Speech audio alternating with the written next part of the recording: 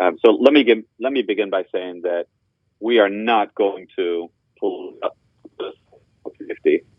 We're talking about people's lives. We're talking about people's safety, and it's just something that we're not going to be allowed to be politicized.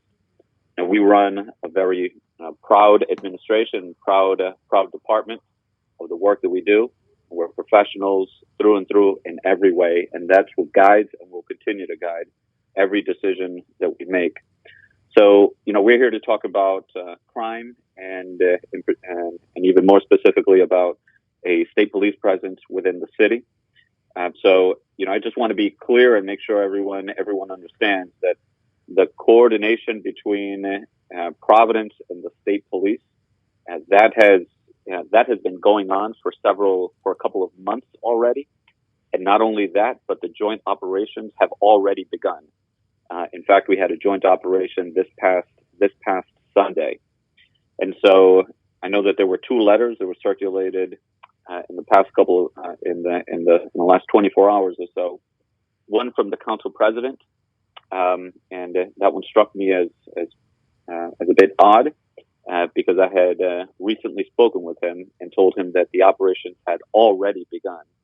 So I wanted to address that. And there's a letter from the governor. Also suggesting that that the state police is now going to talk to our chief of police about this, and that also struck me as very, very odd, and because of course, as I mentioned, the joint operations have already begun, and so at the very, very least, the governor needs to be informed as to what his own police department is doing. But as I've mentioned in the past, any good faith effort from anyone who wants to be part of the solution, that's welcomed here in the city. And I've had several conversations with my police chief about this, and we want to do, we welcome that support in a way that actually helps, in a way that actually works. And so our chief will continue to talk to the state police chief, not only on coordinating the operations that have already begun, but on brainstorming additional ways that we can leverage the support from the state police.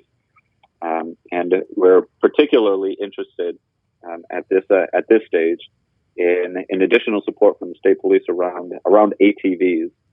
We know that they're dangerous, they're menacing, and people throughout the city they're frustrated and scared. And I could tell you that our police department and everyone in my administration, we're frustrated by the number of ATVs that are out there. They operate very dangerously, and they're a threat to public safety, as we have seen and we continue to see. I also want to make clear in terms of what our policy is with ATVs. We do have the chase policy. We chase whenever it's safe to chase. And the conversations over the past couple of years, frankly, have been between me and the commissioner and me and the chief has been about what more can we do. And I know that the police chief has looked at police departments in major cities throughout the region and throughout the country, and has looked to see who's fighting these aggressively and what's being done. There are police departments that fully sort of disregard them and let the ATVs continue. The steps that we have taken here in Providence, I would say, are among the most aggressive, and we have taken over 200 bikes, 200 illegal ATVs off the streets because of these efforts.